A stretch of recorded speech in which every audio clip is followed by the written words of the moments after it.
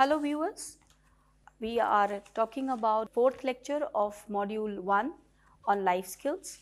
This module deals with the various life skills which have been identified by various organizations or various uh, bodies which are there which talk of life skills which are given by WHO.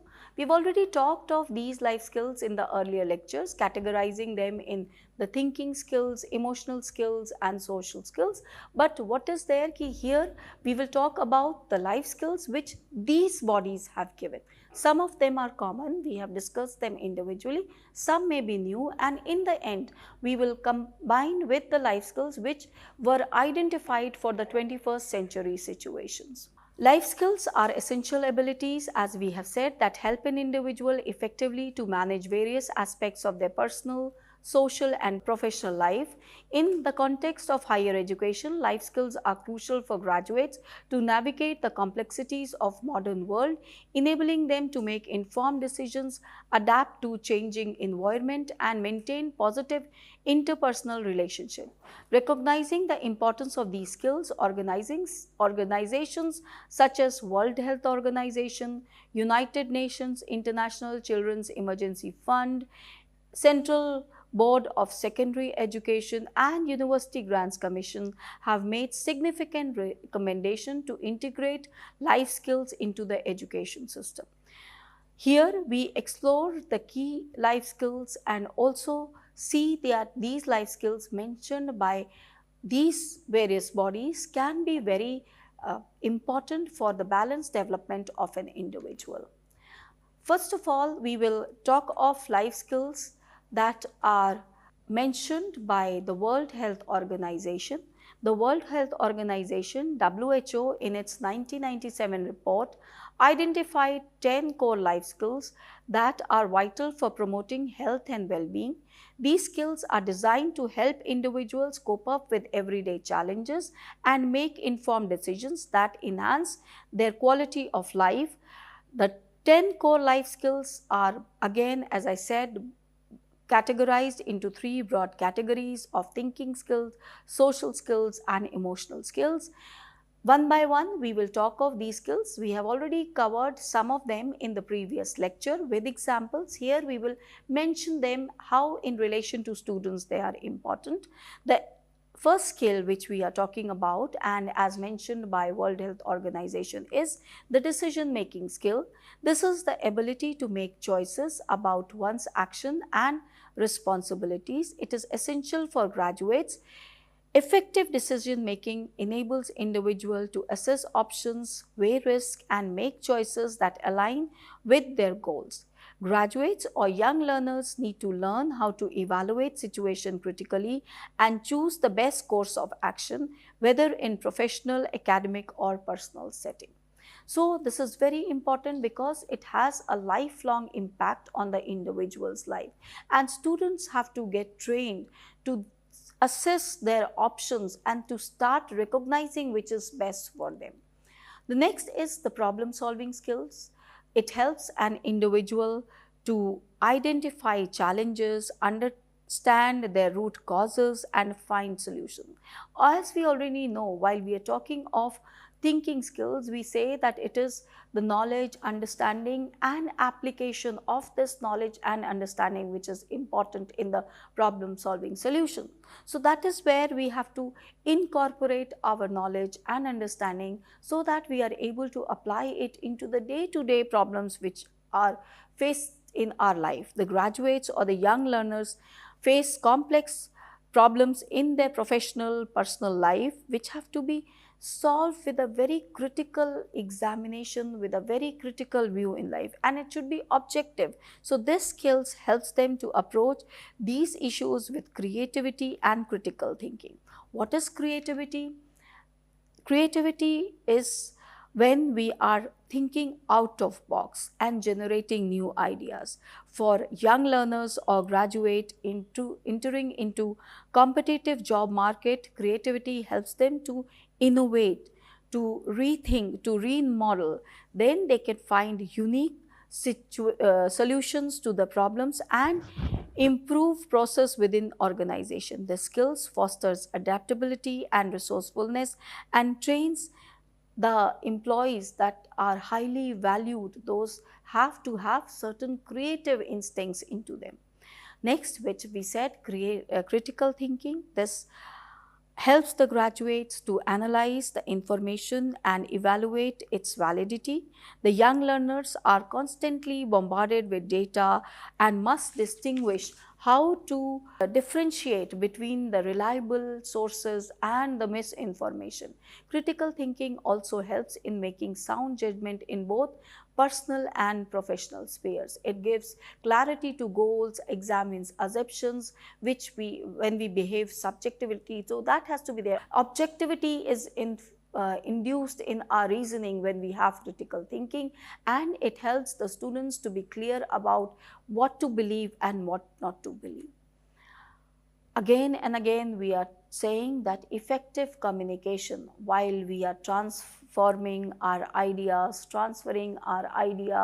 facts, information, values to others, that is very important how we do it by using both verbal and non-verbal gestures, and also written communication is important. While you're talking of verbal, then written communication is also important, because today we have lot of medias where we put our information in a written form. It can be Facebook, it can be WhatsApp, it can be email. So what we have to put there and how we have to put there, that is also very important. Writing long mails is not there. You should put what critical information you have to put, that should be put in bullets, that should be highlighted. Similarly, while you are communicating, if you want to highlight some point, then your voice should be clear in that point. If you have to express something, then you should be using proper gestures. So that is there. The young learners must communicate their ideas clearly, persuasively, to succeed in team-based environment and leadership roles. Persuasion is also there. You should be able to say no rightly when you are there. You should be able to say yes when you are accepting a task. That is also important. Then interpersonal relationships are very important in today's world, because interpersonal relationship helps our individual, a learner, to maintain and develop new relationship. Teamwork, empathy, negotiation are part of interpersonal relationship.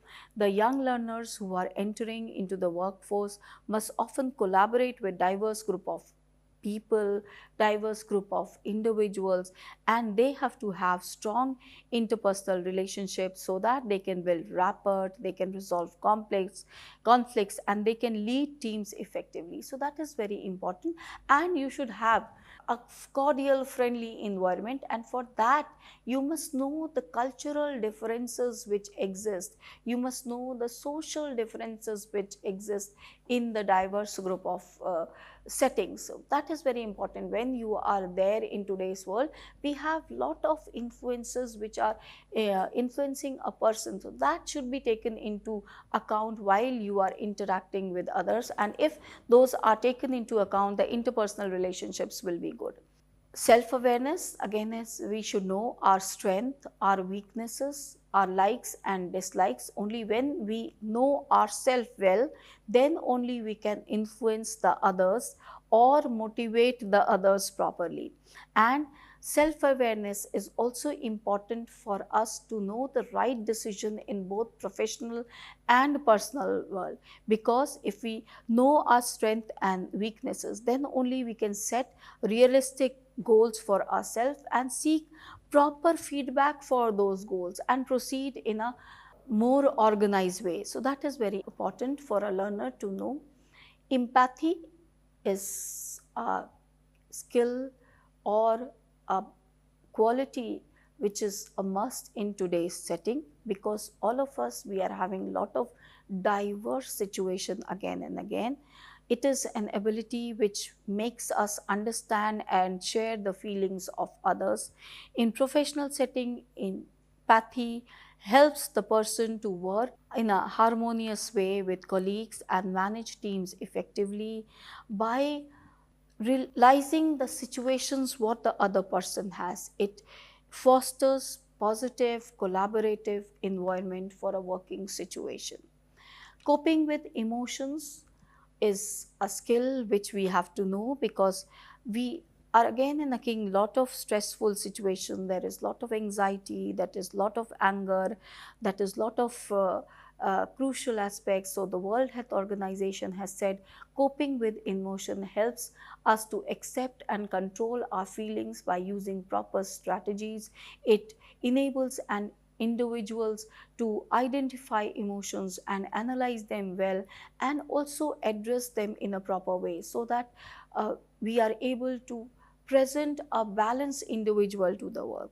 And the last skill that the World Health Organization has emphasized is coping with stress. That is how stressful situations for graduates have to be recognized, identified, and managed by them to get away with them and to lead a proper life for them. The ability to cope up with stress involves recognizing the stressors, using relaxation techniques, finding work-life balance. The skills helps the graduate to maintain their mental, physical health, preventing burnout and promoting resilience.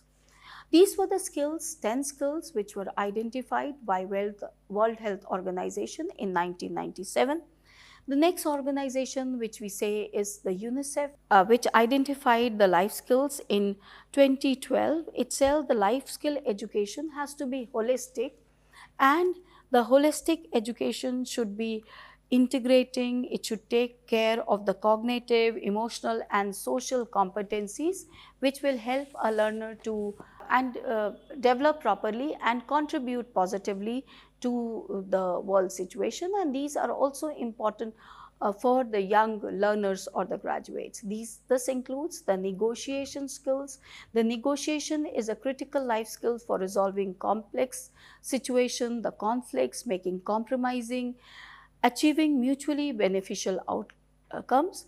In professional context, graduates or young learners engage in negotiations with colleagues, with clients, with stakeholders. Learning how to negotiate effectively is very important, because it helps them to achieve their objectives while maintaining positive relationship. The next skill which was identified by UNICEF is leadership skill. Leadership is about influencing others, guiding team towards common goals, graduate and making others to progress in a meaningful way. Graduates who possess leadership skills are better equipped to take managerial roles and drive organizations successfully. Leadership involves decision making, communication, motivating others to perform. So as we say, you might be seeing that there are certain common characters of life skills which have been organized, which have been identified, which have been mentioned by the different bodies. Resilience, as we say, is the ability to bounce back from adversities. Graduate entering the workforce will face challenges in job situation, workplace, economic uncertainties. They have to stay positive. They have to bounce back from these situations, and resilience helps them to do that. It helps them to stay positive, adapt to change, and persist in face of setbacks. Goal setting. Goal setting involves defining objectives and creating a plan to achieve them. For graduates, setting a clear goal provides direction and motivation, whether in their academic pursuits, career development, or personal goal. This skills helps them to stay focused on other long-term aspirations. Time management is critical for balancing the multiple responsibility which the young person or a young individual faces today. He have to juggle between the work, the personal communication, personal commitments, the studies, and they have to see that this what has to be prioritized first and how the time has to be managed effectively is a very important aspect for them, and therefore prioritizing the situation first and coming to them and managing time accordingly is very important. Assertiveness is another characteristics which is required today. This is ability to express oneself confidently, whether you agree or you don't agree. that has to be set in a proper way, with proper emphasis on words, with proper emphasis on gestures. All this has to be kept in mind while you're talking of assertiveness. When you stand up for one's own right while respecting others also.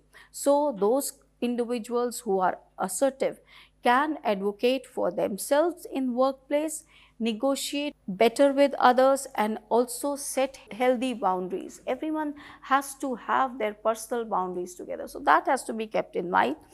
UNICEF has focused on behavioral changes in a very important way, and it has highlighted that it is not only acquiring knowledge which is important, but also developing proper attitude and behavior which is required for positive outcomes. The integration of life skills into education will equip graduates to thrive in a complex and dynamic world in a more successful and balanced way. CBSE has also talked of life skills. These life skills with the CBSE has talked are life skills that Central Board of Secondary Education has taken significant steps to incorporate life skill into communication. It has said that life skills are essential for students to navigate into real life situation. It has basically focused on the key life skills which were suggested by World Health Organization, and they have incorporated those life skills in the curriculum of CBSE with a manual, with having stories and everything there. So those life skills are similar to the life skills which have been suggested by World Health Organization life skills, and they have emphasized that these life skills have to be part or essential part of curriculum of children from class 6 to class 10, so that they can learn early in their life how to make it a part of their day-to-day environment or day-to-day balances. University Grants Commission has also suggested certain life skills which they have expressed in their document as Jeevan Kaushal. They have said that these life skills have to be part of young learners or graduates who are there in the institutions of higher education.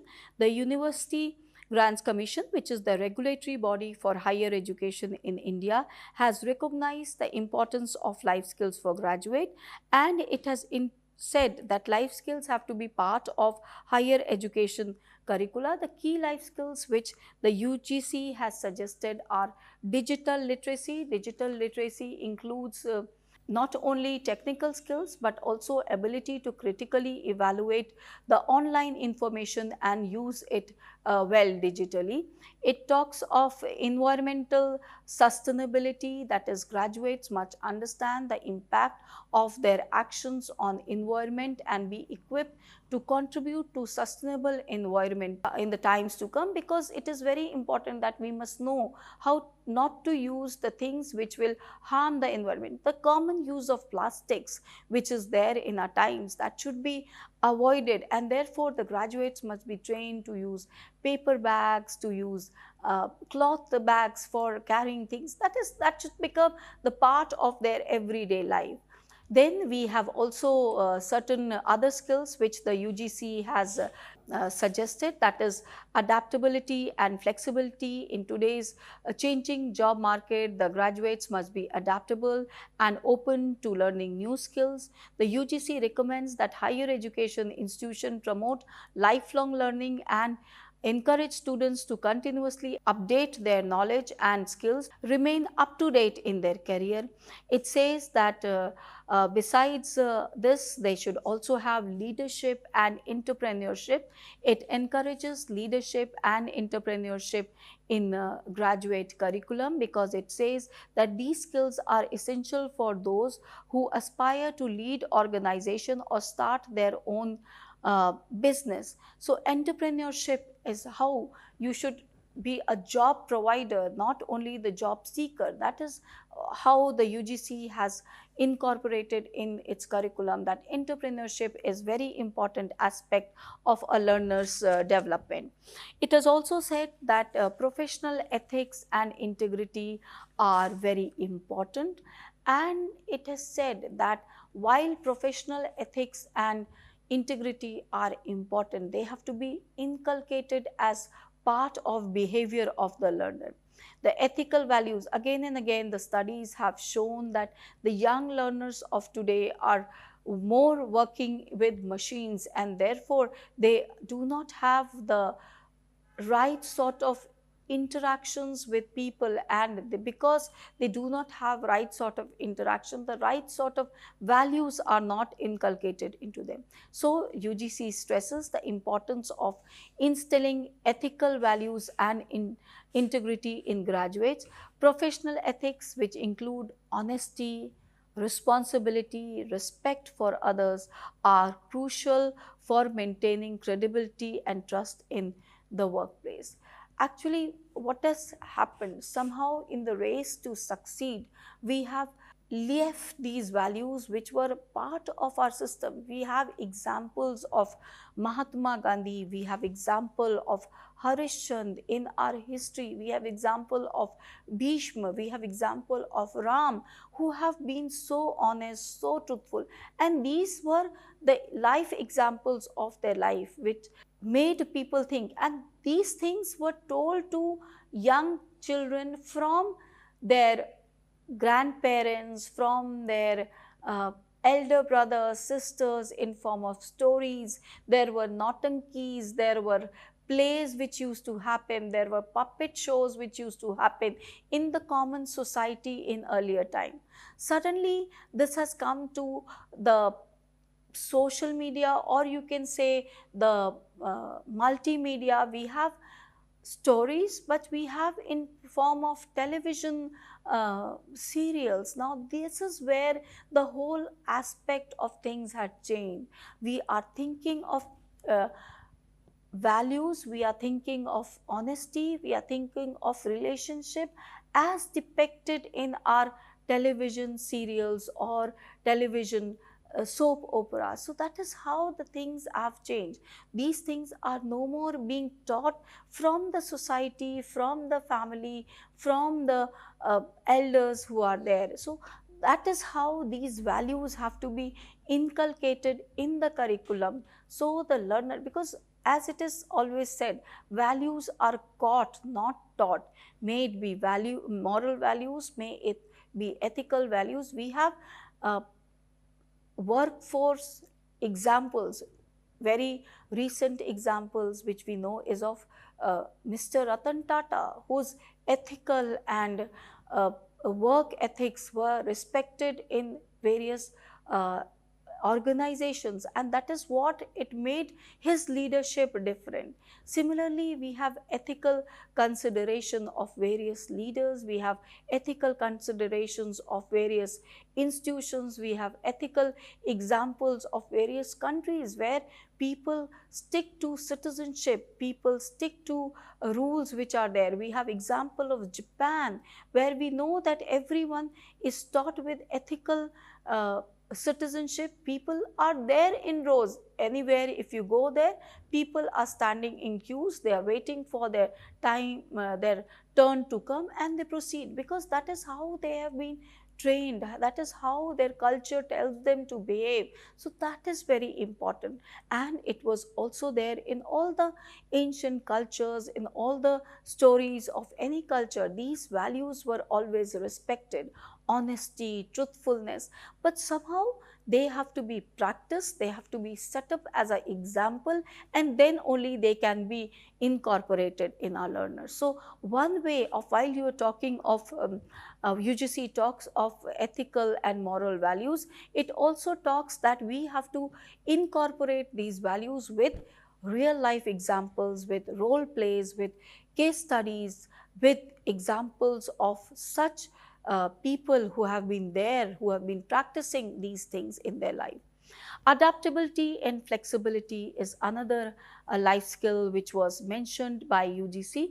It says that today the job market is requiring graduates who should be quickly adapting to the situations which are there, and therefore if they are adaptable, they are ready to adapt to situation well, then they are able to lead a balanced sort of life or balanced sort of working environment for others and themselves.